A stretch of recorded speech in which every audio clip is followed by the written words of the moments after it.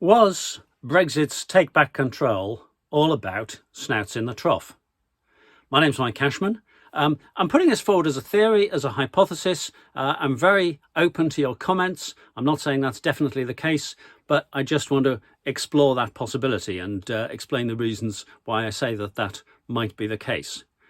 Now, what are the reasons and causes of Brexit? I'm sure this will be studied in years to come, just like the causes and factors giving rise to the First World War. But I'm looking not so much at why did people vote for Brexit as why did certain politicians campaign for it. Now then, I'm talking, to be honest, more about after the referendum than before. There have been plenty of people who have said that it looks like the Leave team, and Michael Gove and Boris Johnson, didn't expect to win, judging by the press conference the day after, didn't want to win.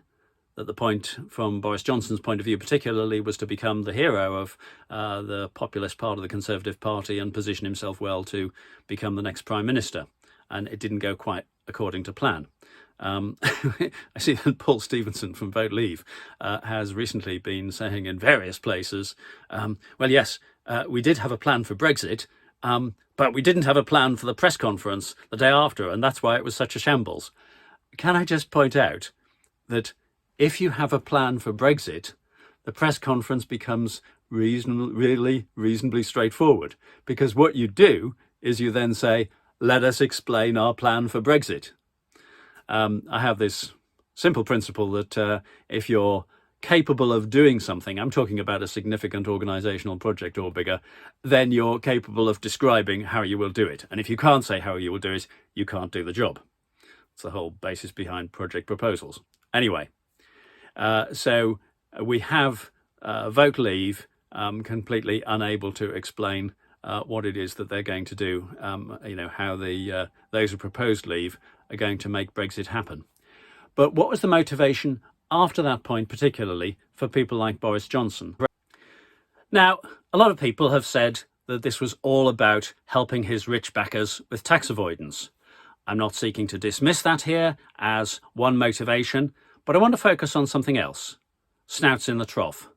The ability to profit privately from public money, from stealing public money, as we've seen happening to a considerable extent in 2020 and beyond.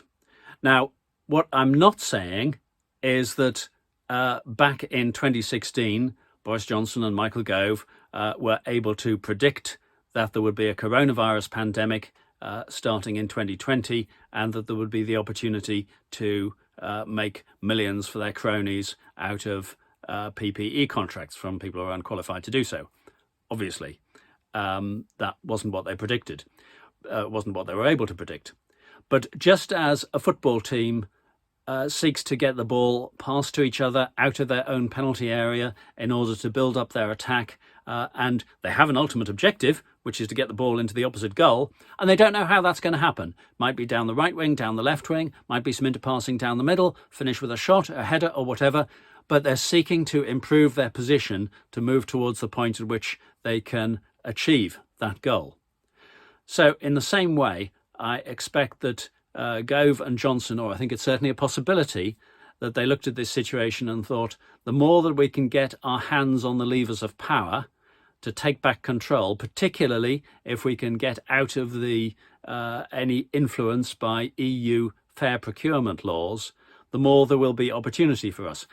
Maybe Boris Johnson observed that, perhaps just from one or two hints that he dropped, that £120,000 or so flowed to Jennifer Arcuri while he was Mayor of London, flowed to his lover, and he thought, there's some opportunities here. Maybe that's when the germ of the idea started. So, as I say, this is a theory, but if that's what you wanted, to steal a lot of public money, then clearly it makes sense to get yourself into a position of power. I don't think they can have had any idea of the massive extent to which they'd be able to, effectively write checks for hundreds of millions of pounds to, whoever it might be, Matt Hancock's mate from down the pub and so on, I don't think that they'll have been able to anticipate that Dominic Cummings could bang the table and say, I've got to see £500 million going to this company today. No fair process, no procurement, no checks, no rigour, nothing. Get the money there. So I think he was something rather more than an advisor, at least in terms of the way that he acted. This can have, I'm sure, exceeded people's wildest dreams, the amount of money that could be stolen.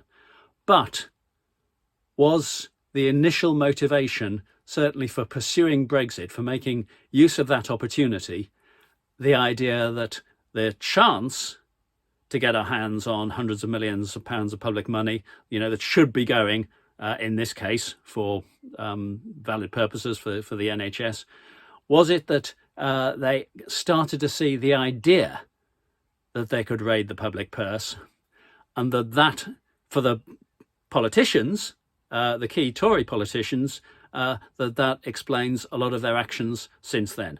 Not saying that applies to all of those concerned, but clearly there are some who are in a position of significant guilt regarding the PPE contracts, as the National Audit Office report points us towards the relevant contracts, and the Good Law Project cases give us chapter and verse on that. They've won some judgments already, some yet to come. So, Brexit.